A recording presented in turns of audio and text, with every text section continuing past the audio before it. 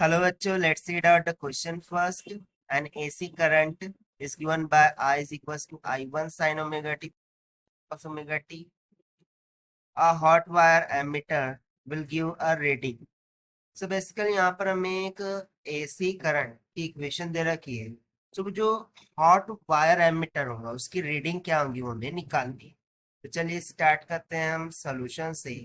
But before of it let's talk about the key concept this question. So simply we remember the formula of RMS value of current. This is nothing but equals to the maximum current I naught divided by under root.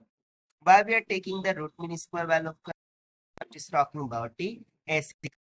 और जो hot wire ammeter है वो AC current को ही measure करेंगे. That is why we are taking the RMS value of current here. तो चलिए फिर हम स्टार्ट करते हैं यहाँ से सॉल्यूशन से. तो सबसे पहले हम यहाँ पर क्या कर लेते हैं, लेट कर लेते हैं. Let the current I1 is nothing but equals to I naught sine phi के इक्वल है. इसको हम मान लेते हैं इक्वेशन फर्स्ट. सिमिलरली I2 को हम मान लेते हैं I naught cosine of phi के इक्वल. इसको हम मान लेते हैं इक्वेशन 2.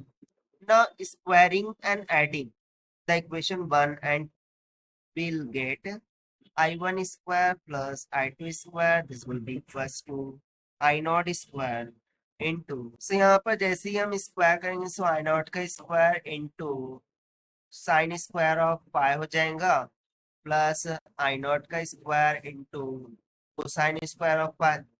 सो यदि मैं I naught का स्क्वायर को कॉमन कर लूँ सो इनटू द ब्रैकेट हो जाएगा sine square pi plus cosine square pi. So ये तो आइडेंटिटी बन गई. Sine square theta plus cos square theta is equal to 1 की. सो ये तो सिंपली 1 की इक्वल हो जाएगा. सो यहाँ से हमें क्या मिल गया कि जो I1 का स्क्वायर है प्लस I2 का स्क्वायर है ये तो I नॉट के स्क्वायर के बराबर है. सो यहाँ से मैं I नॉट का मान निकाल सकता हूँ. That is I naught is equal to under root over I1 square plus I2 का स्क्वायर.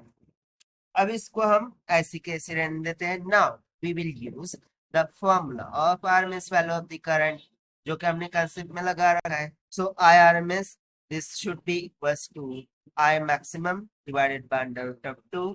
सो आई मैक्सिमम हमारा कितना रखा है अंडर रूट ऑफ I1 का स्क्वायर प्लस I2 का स्क्वायर डिविडेंड में अंडर रूट ऑफ 2. सो हम स्क्वायर रूट को कॉमन कर लेते हैं. तो यहाँ से आरएमएस वैल्यू ऑफ करंट जो कि रीड आउट की जाएंगी बाय मींस ऑफ एमीटर वो कितनी निकल के आ गई अंडर रूट ओवर I1 का स्क्वायर प्लस I2 का स्क्वायर डिवाइडेड बाय 2 के.